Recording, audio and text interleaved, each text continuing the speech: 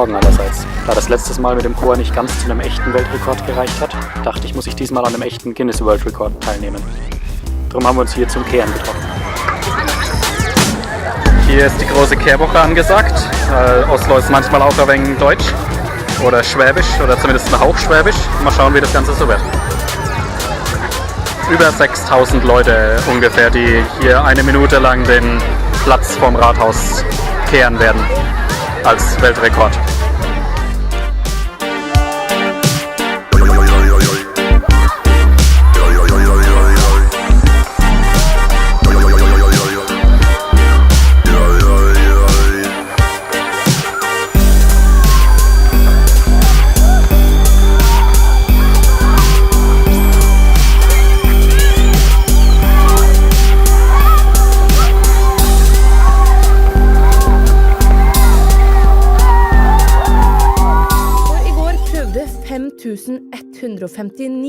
Barn og unge i Oslo å slå en verdensrekord sammen med Rusken.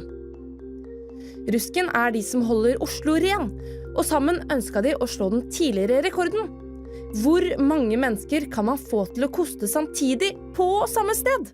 Forrige rekord ble satt i India. Da var det 5058 personer som kostet samtidig. Kommer de til å klare det? Kom igjen, kom igjen, kom igjen!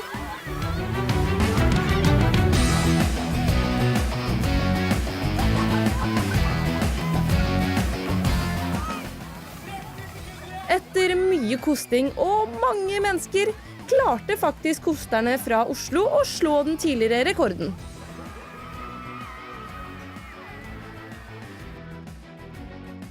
Dermed havner elevene fra Oslo og Rusken i Guinness rekordbok. Hurra!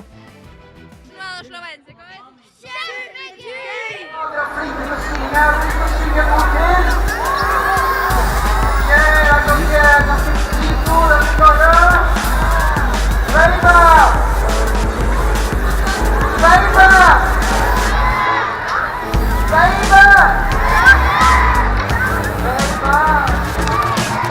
Tusen folk som koste Radhusplassen, og det var kjempegøy.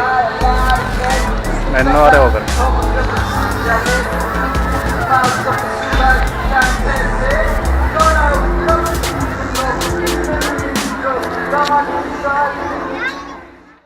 Der 17. Mai ist in Norwegen wohl der höchste Feiertag. 1814 wurde hier die norwegische Verfassung unterzeichnet. Diesen besonderen Tag konnte ich gemeinsam mit norwegischen Freunden feiern. Es war ein ziemlich spannendes Erlebnis und ein sehr, sehr schöner Tag.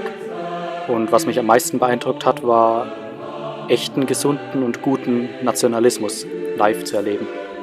Ich denke, sowas kennt man aus Deutschland nicht wirklich, aufgrund unserer Geschichte. Und das war ein geniales Erlebnis, zu sehen, wie es wohl eigentlich sein sollte. Es ist schwer zu beschreiben, aber nach diesem Tag war es irgendwie so, dass ich mich deutlich mehr norwegisch gefühlt habe. Und das war ein richtig gutes Gefühl, muss ich zugeben. Für gewöhnlich beginnt dieser Tag mit einem gemeinsamen, langen, sehr ausgiebigen und vielfältigen Frühstück, wo es alles Mögliche an Auflage für Brötchen und so weiter gibt und Gebäck und Eier und Speck und Früchte und. Anschließend geht man gemeinsam in die Stadt, schaut sich die Umzüge an.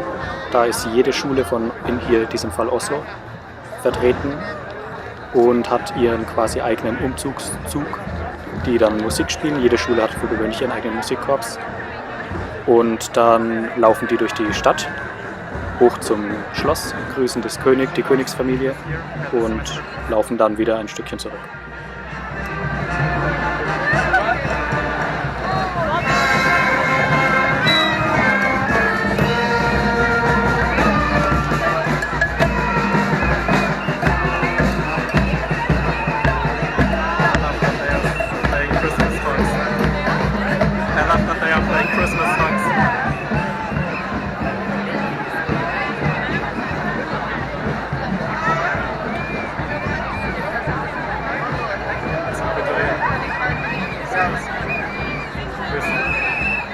Auch die Abiturienten nehmen daran teil, die hier in diesem Fall gerade eigentlich immer ziemlich viel Blödsinn machen und ziemlich viel Sinn für Humor haben und in diesem Fall eben auch Weihnachtslieder spielen.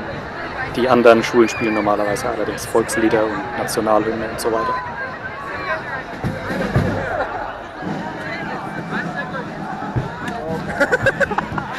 Aber ich wusste nicht, dass ich hier von einem Flusspferd angegriffen werde. So, das ist die königliche Garde, die da ihre Musik spielen.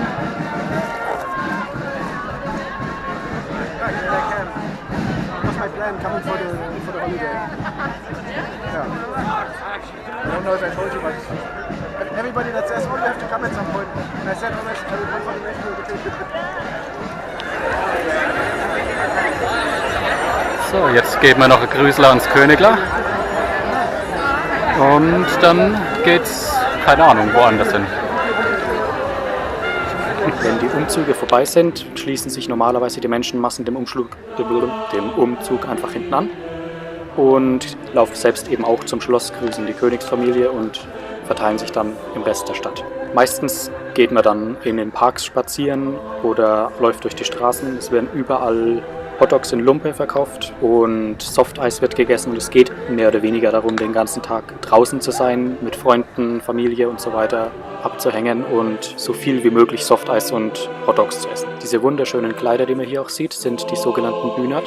Das ist die norwegische Tracht und da hat auch jede Region in Norwegen ihre eigenen Muster und Verzierungen und Farben. Und die zieht man vor allem eben sehr gern am 17. Mai an, aber auch sonst an hohen Feiertagen, Hochzeiten, Weihnachten und so weiter.